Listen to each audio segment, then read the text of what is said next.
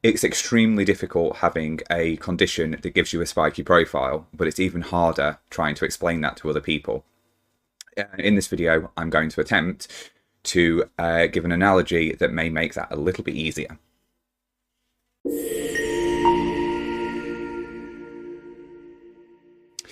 Hi everyone, and welcome back to One Autistic Person, or welcome to One Autistic Person if this is your first video. Today I'm going to have a look at what a spiky profile is briefly, but also how to explain a spiky profile to other people, whether that's an employer or other people in your life. It's something I've had a challenge with quite a bit over since I had my diagnosis, and sort of understanding that sometimes I can do things and sometimes I can't do things. And it's extremely difficult to try and explain that when it is your mind that is stopping you, but it's just as difficult to do as it would be if you had a physical disability. So spiky profile is basically the ever-changing challenges that you face being autistic. Obviously coming at this from an autistic perspective. There are obviously other mental health conditions that I have and other people may have that will have an effect on that. But basically a spiky profile is saying that you can do certain things sometimes, and at other times you might not be able to do it. At other times it could be challenging. So, and only you know where you are sitting at any given time on that. So it relies heavily on people believing what you're saying, and it's something that I now realize how difficult that is. When people see physical barriers, they're easier to understand, and it's kind of like what I've realized is that you have to almost embarrass people into understanding the equivalent for an invisible disability, because you need to say to somebody, if this was this situation, you would think differently. So what I've done is I have come up with an analogy. There's two different analogies, but using very, very similar basis to do it in. I feel sometimes that there's different times to use them, basically. One of them is a shorter explanation, but it can be challenged. It shouldn't be, but I find people do challenge it, whereas the second one, it's much harder to challenge because you'll have more answers on the back of it. What I have found is sometimes I've gone in with explaining the first bit, and then the person has come up with the challenge, which I'll come to when I actually go through the analogy of what those challenges are. And then I've gone into the second side to explain in depth and to kind of, again, embarrass them a little bit more and kind of saying you're making a difference here when there actually is no difference. So we're going to have a look at the first part of the analogy. So the shorter analogy that I use to be able to explain how a spiky profile affects me on a day-to-day basis using a physical disability to do so. So this is the first analogy that I use.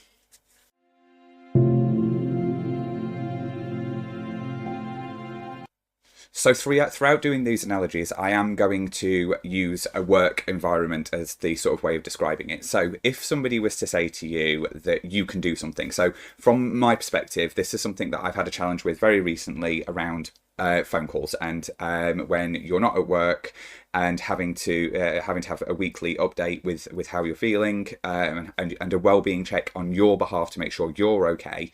A phone call being policy to say it has to be a phone call that's had. Now, my argument, obviously, from my perspective, anybody who's watched my videos will know that I find phone calls extremely disturbing, and they actually make my welfare worse. So I'm currently in the process of sort of really pushing the fact that how can I have a welfare call that actually makes my welfare worse. It's better for you and it's your policy, but it is indirect discrimination for you to say I need to do a phone call when there are other options. I can inform you of how you are, and you can ask me how I am through other means, but I'll get to that at the end.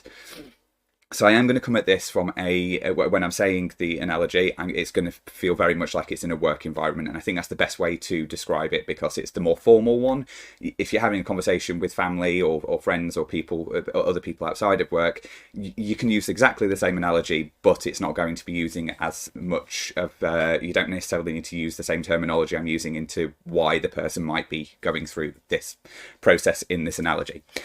So what I want to first of all want people to imagine is somebody who is a full-time wheelchair user. So somebody who is not an ambulatory wheelchair user. They need a wheelchair to be able to get around. They are paralysed from the waist down, so they can't walk.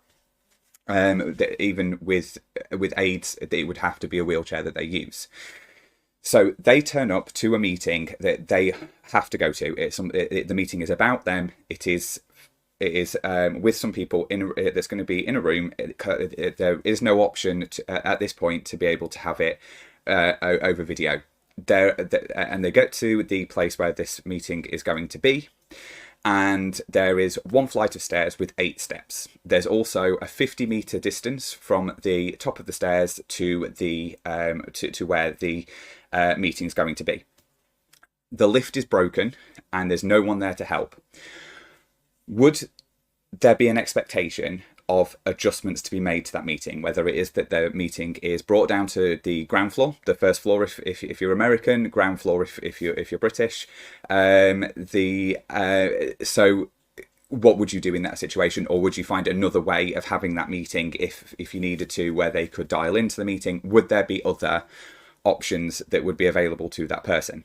And the answer, I think, would categorically be yes. And I think the reason why categorically that would be yes is because of the fact that somebody who has a physical disability, especially somebody who has an aid in relation to that disability, would be, you can see the fact that they need to have adjustments, and it's very clear.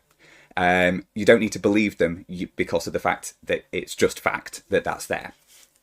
So what I've had with this is a challenge of saying, well, they're all things that are outside of they're all outside of that person's control, that they could never be in that situation where they were able to do that. You could be. So what I'm going to do is I'm going to have a look at a secondary version of this. It is longer, and that's why I've got the second version of it. I feel like this does stick for me. This fits because that is always there, and I should always be making adjustments for it. But the lift would be not always broken, and that's the bit that makes it clear for me. But I'm going to have a look at a second option here, which you can either use just straight away if you feel like you can explain it in more depth to somebody, and they'll listen to more steps of you going through explaining it, or if you need to go deeper into it because you get challenged on it when you say full-time wheelchair user. So I am now going to have a look at my second part of the analogy in relation to somebody who has a physical disability.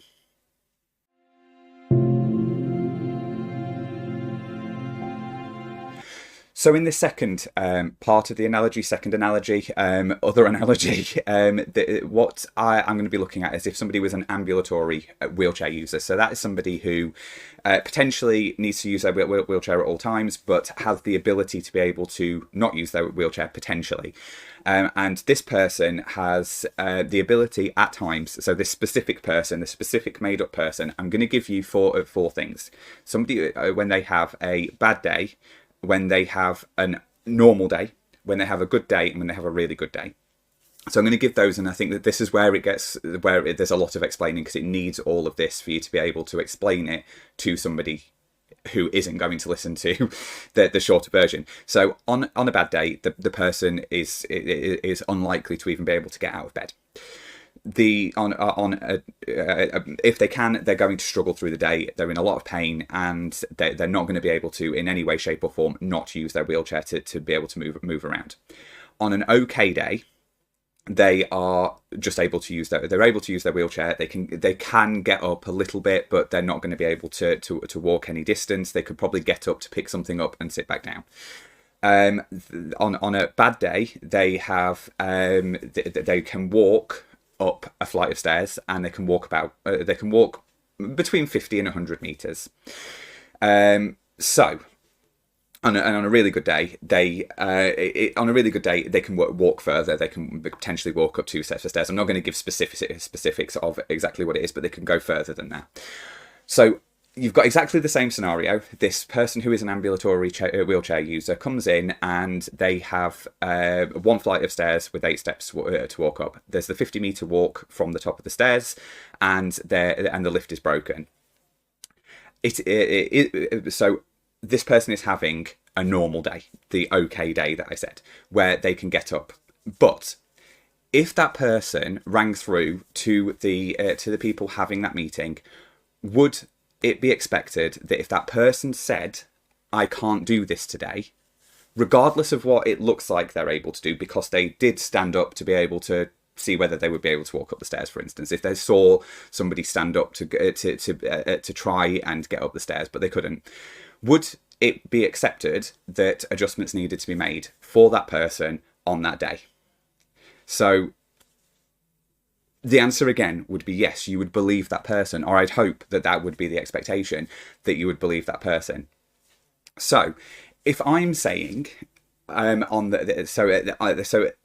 if I'm saying that I'm not able to do something, then I should be believed that I'm saying that. I don't lie about my condition. I don't lie about the effects that it's having, and it's not that person has the ability at certain points to be able to do more than what is being asked of them on that day. They could potentially walk up 2 flights of stairs and walk 100 meters. But the thing is, even on the day where it's a good day, when they can walk up 100, they can walk up 100 flights of stairs, 1 flight of stairs, and they can do the 50-meter walk, they're probably going to be in pain all the way through that meeting. So on that good day, not just that okay day, on that good day, it's damaging to them. It could mean that they aren't able to pay attention in that meeting. It means that they're not going to be able to give their full self in that meeting. They're going to worry about the fact they're going to have to make that journey back again, because the thing is like, well, you might be able to make the journey, but can you make the journey back? And the understanding from a physical perspective, I think, mainly comes from the fact that we all have pain. We all know what pain is like. So therefore, we have this understanding of the fact that if somebody is in pain, that it might stop them from being able to do something. And people who are neurotypical don't feel that blockage of saying, this is so bad for me, and that I will think about it for hours and hours and potentially days before, and then have to do it, and that will be really traumatic, and I won't pay any attention to anything that's going on during that situation, in a phone call in this instance, and then I won't be able to rest afterwards, and then I've got to worry about the fact that this is a weekly situation in the scenario that I'm talking about. So it could take me 2 days to prep for just having this phone call. The phone call's traumatic itself. I need to de-stress from the phone call, but by the time I've de-stressed from the phone call, I'm worrying again about the fact that I've got the phone call again. So just because something is policy does not mean that that makes it legal or moral. It's just a policy. I'm going to be doing a lot more videos around employment moving forward because, well, in the future, sort of next year, because I feel like I've written policy, and I've realised I've actually written policy that has been indirectly discriminating against people who have neurodevelopmental conditions. And it's simply because of the fact that I just thought that's the way things are, and actually it's clear that that's not the case, because there are other options. When it comes to me having a weekly phone call, for instance, my company uses Teams as a way of communicating. Now, if I was to start off, just the agreement was that my update was through Teams chat, the likelihood is I'm going to start on that Teams chat and I'll feel more secure in that conversation, how the conversation started, and I might be okay to either jump on a Teams call or to have that phone call, and my welfare wouldn't be affected. I would find it much easier because I've already had a slow transition into doing it. I'm not saying that I would be able to do that, but it may mean that I can do that, but it also needs to be an option that I can just do that. And the same information is being shared. There's nothing there that can say that a phone call isn't going to be better for me. It's not going to help my welfare, but it also isn't going to get any more information out of me. I'm going to read something and be able to respond to it better, and I'm also going to be able to take in what's being said to me better. So that phone call, I could come off it feeling like it was completely different to the way that it actually was. Whereas if I've got the messages, I'm able to then process it much better, and I can then chill out and be like, okay, that went fine. That's not a problem. So this welfare check that is meant to be about my welfare is potentially going to mean that I'm going to be off work longer because of the fact that I'm forced into making a phone call every week that is damaging to my welfare. And that is the very antithesis of something being indirect discrimination. And my company really is not. They are not discriminatory purposely at all. But this is, and I feel really bad with having to go through this process, but I think we need to call it out, because everybody should be allowed adjustments if they are reasonable, and I don't think it's unreasonable for me to say on a weekly basis that I don't need to have that phone call as a welfare check.